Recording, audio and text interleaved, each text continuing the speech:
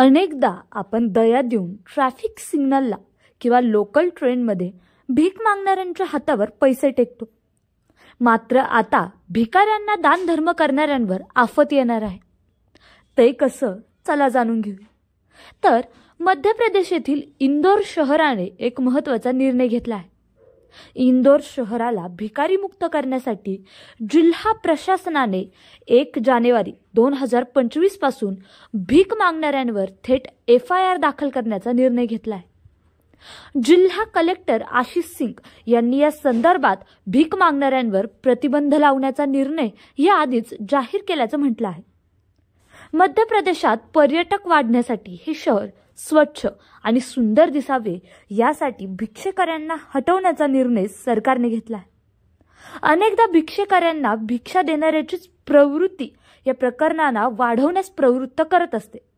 त्यामुळे भीक देणाऱ्यावरच थेट FIR दाखल करण्याचा निर्णय जिल्हा प्रशासनाने घेतला आहे. भीक मागण्याच्या विरोधात त्यांची मोहीम या महिन्याच्या अखेरपर्यंत चालू राहणार आहे. जर कोणी व्यक्ती 1 जानेवारीपासून कोणत्याही भिकाऱ्याला भीक देताना सापडला तर त्याच्या विरोधात FIR दाखल केली जाईल. आपण इंदोरवासियांना आवाहन करत आहोत की लोकांना भीक देऊ नका आणि पापाचे भागीदार बनू नका, असंही इंदोर येथे सांगितलं जात आहे. जिल्हा प्रशासनाने अलीकडेच भीक मागण्यासाठी मजबूर करणाऱ्या टोळीचा पडदा देखील फाश केला आहे. तसेच भीक मागणाऱ्या अनेक व्यक्तींचे पुनर्वसन देखील केले आहे. केंद्रीय सामाजिक न्याय आणि अधिकारिता मंत्रालयाने देशातील 10 शहरांना भिकारी मुक्त करण्याचा पायलट प्रोजेक्ट सुरू केला आहे, ज्यात इंदोर देखील सामील आहे.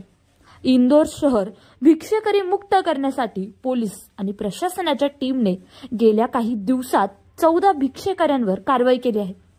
या कारवाईत राजवाडा येथील शनी मंदिराजवळ भीक मागणाऱ्या एका महिलेकडे 75,000 रुपये सापडले आणि तिने हे पैसे भीक मागून केवळ 10 ते 15 दिवसात कमावले होते.